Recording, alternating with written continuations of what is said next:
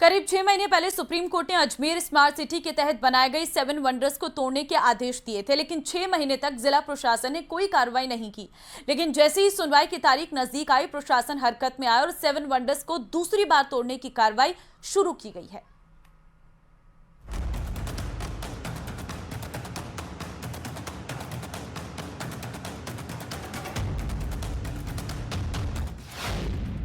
अजमेर में 7 वंडर्स पर फिर चला हथौड़ा। सुप्रीम कोर्ट के आदेश के 6 महीने बाद कार्रवाई। 17 सितंबर को सुप्रीम कोर्ट में फिर होगी सुनवाई। अजमेर शहर में आना सागर झील के किनारे स्मार्ट सिटी प्रोजेक्ट के तहत बनाए गए 7 वंडर्स पार्क ध्वस्त करने की कार्रवाई शुक्रवार को दूसरी बार की गई। लेकिन हैरानी की बात यह है कि सुप्रीम कोर्ट के आदेश के 6 महीने बाद तक कोई एक्शन नहीं लिया गया। लेकिन जैसे ही मामले की सुनवाई की तारीख नजदीक आई, जिला प्रशासन ने आनन फानन में 7 वंडर्स पर जेसीबी और पोकलेन मशीन तैनात कर दी। अजमेर स्मार्ट सिटी के तहत बनाए गए 7 वंडर्स को तोड़ने की कार्रवाई दूसरी बार शुरू कर दी है। 17 सितंबर को इसे हटाने के लिए सुप्रीम कोर्ट के निर्देश थे। अब ऐसे में आनन फानन में तमाम जो स्टैचू थे उनको हटाने की कार्रवाई यहां पर शुरू की गई है। आप देखेंगे ये 7 अजूबे थे जिनको जेसीबी और अन्य माध्यम से तोड़ने और हटाने की कार्रवाई शुरू की गई है। ये कोलोजियम है जो रोम का है और उसको यहाँ पर स्टैचू के रूप में लगाया गया था, उससे ध्वस्त कर दिया गया है। तो ये तमाम जो स्टैचू थे, 7 अजूबे थे, कहीं ना कहीं लोगों के लिए एक दर्शनीय स्थल थे, लेकिन अब जो है इनको हटाने का काम वो शुरू कर दिया गया है। 7 अजूबे जिसमें ताजमहल है, पिरामिड है, इसके अलावा स्टैचू ऑफ लिबर्टी थी, उसको पहले ही हटा के रख दिया गया था। स्मार्ट सिटी लिमिटेड के तहत 11.64 करोड़ रुपए की लागत से 7 वंडर्स पार्क का निर्माण किया गया था, जिसमें दुनिया के 7 अजूबों को स्थापित किया गया।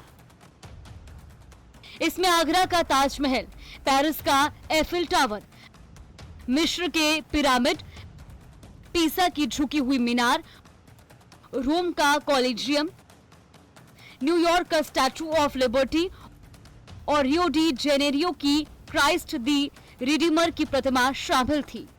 एनजीटी के अंदर national green tribunal Bhopal bench में एक याचिका लगाई गई थी, जिसमें मैंने ये अनुरोध किया था एनजीटी से कि आना सागर का जो ग्रीन बेल्ट क्षेत्र है उसके अंदर अवैध निर्माण स्मार्ट सिटी के तहत करके करोड़ों रुपए जनता के पैसे को बर्बाद कर दिया गया है। उसके तहत इनने एक फूड कोर्ट बनाया जिसपे 8 करोड़ खर्च हुए।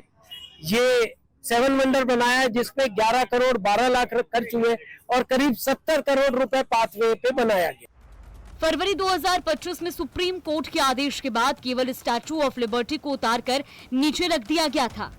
दरअसल विवाद की वजह थी एनजीटी के नियमों की अनदेखी।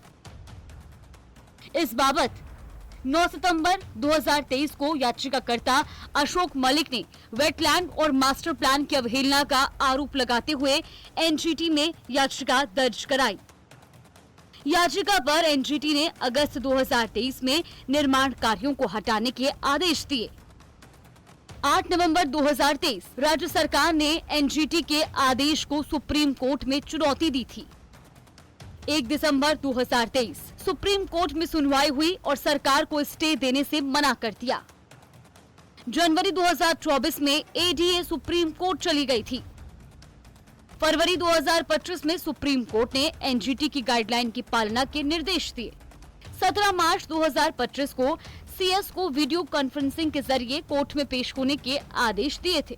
साथ ही 11 मार्च 2025 को इस संबंध में एफिडेविट पेश करने को कहा था। इसे लेकर जिला प्रशासन ने निर्माण तोड़ने की कार्रवाई शुरू की थी। 17 मार्च 2025 को सरकार ने सुप्रीम कोर्ट में हलफनामा पेश कर इसे तोड़ने के लिए 6 महीने का समय मांगा। ये डेडलाइन 17 सितंबर को पूरी हो रही है। एनजीटी की गाइडलाइन की पालना नहीं की गई थी, जिसके बाद वेटलैंड में जो है इस निर्माण को किया गया था। ऐसे में जब इस मामले की शिकायत सुप्रीम कोर्ट तक पहुंची तो फिर सुप्रीम कोर्ट ने जो है इस मामले में कार्रवाई के निर्देश दिए और तमाम जो अजूबे हैं उनको यहां से हटाकर अन्य स्थान पर शिफ्ट करने या फिर तोड़ने के निर्देश यहाँ पर दिए गए थे। 17 सितंबर को सुप्रीम कोर्ट मामले की सुनवाई करने जा रहा है, लेकिन उससे पहले अजमेर विकास प्राधिकरण और जिला प्रशासन दूसरी बार कार्रवाई में लगा है। आम जनता का ये कहना है कि जो करोड़ों रुपए जो जनता की कमाई थी उसको यहाँ पर गलत जो है निर्माण के कारण जो है वो तोड़ने पर कार्रवाई यहाँ पर की जा रही, तो ऐसे में उन पर भी जो कार्रवाई है वो की जानी चाहिए। कैमरा पर्सन कौशल सेन के साथ अशोक सिंह, न्यूज़ 18 अजमेर। और अब आपको देंगे जयपुर से बड़ी खबर। पिपलोदी हादसे के बाद सरकार ने बड़ा कदम उठाया है। राज्य सरकार ने घोषित किया राहत पैकेज। कुल 1,85,00,000 के विकास कार्य गांव में होंगे शुरू और 1.50 करोड़ रुपए से फिर बनेगा नया विद्यालय भवन। 11 लाख रुपए से नए सामुदायिक भवन के निर्माण को मंजूरी दी गई है। मृतक के परिजनों को 13 लाख सहायता और संविदा पर नौकरी। 11 गंभीर घायलों को 1,36,000 रुपए की आर्थिक सहायता।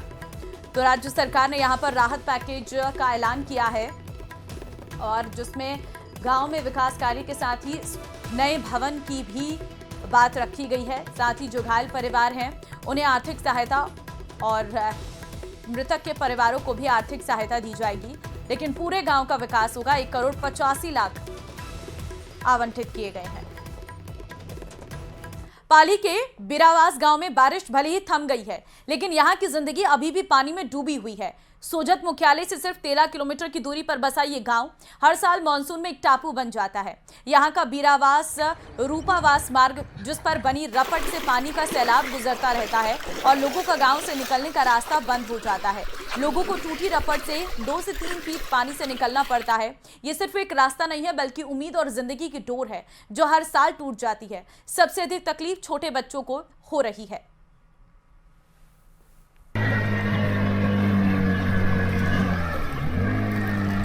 ये जो बरसाती नाला है रूपावास से बीरावास की तरफ जो रोड जा रही है, यहाँ पर पिछले साल भी इसी प्रकार से भरा हुआ था पानी। पिछले वर्ष भी कई यहाँ पानी के अंदर रहने वाले जीव, सांप वगैरह भी मिले हैं। पिछली बार किसी को काटा भी था और इस बार भी यही हालात है। छोटे बच्चे जो प्राइमरी तक के बच्चे हैं वो उनके घुटनों तक और घुटनों से ऊपर तक पानी भरा हुआ रहता है।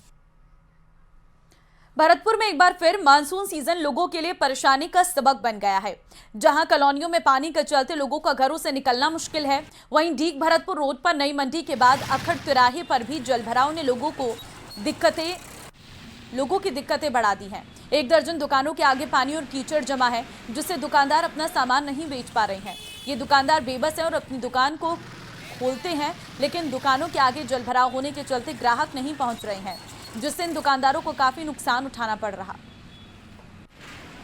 नीचे पानी आ रहा है खेत का भाई साहब। तो फिर कितने लोगों को परेशानी हो रही है? 100 दुकान है, दुकानदारी नहीं हो रही बिल्कुल भी। कुछ नहीं हो रही है। कितने समय से भरा हुआ है पानी? करीब 20 दिन हो गए। अब यहाँ से निकालने की व्यवस्था नहीं की गई है। अब कोई आता ही नहीं है, कोई बंदा, कोई नगर पालिका का आदमी।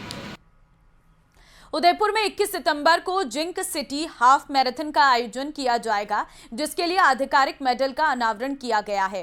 इस मैराथन में देश भर से 7,000 से अधिक धावकों के भाग लेने की उम्मीद है। इसमें 5 किलोमीटर, 10 किलोमीटर, 21 किलोमीटर और रेस विथ चैंपियनशिप जैसी अलग अलग श्रेणियां होंगी। इस बार मैराथन की theme run for zero hunger रखी गई है, जो कुपोषण मुक्त भारत के उद्देश्य को लेकर तय की गई है। आयोजन में शारीरिक रूप से सक्षम, वरिष्ठ नागरिक, दिव्यांग और बच्चे भी हिस्सा लेंगे, जिससे ये पूरी तरह से सामाजिक भावना का उत्साह बन जाएगा। विजेताओं के लिए कुल 3 लाख रुपए का पुरस्कार भी रखा गया है।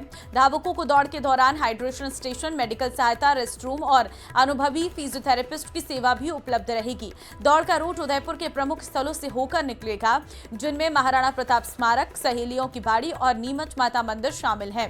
कार्यक्रम से पहले 19 और 20 सितंबर को बिब एक्सपो और सांस्कृतिक परफॉर्मेंस भी आयोजित किए जाएंगे। ये मैराथन फिटनेस, समावेशन और सामाजिक जिम्मेदारी का प्रतीक बनकर उभरा है। आयोजन से न केवल स्वास्थ्य को बढ़ावा मिलेगा, बल्कि स्थानीय पर्यटन और अर्थव्यवस्था को मजबूती मिलेगी। और चलिए इन्हीं तमाम खबरों के साथ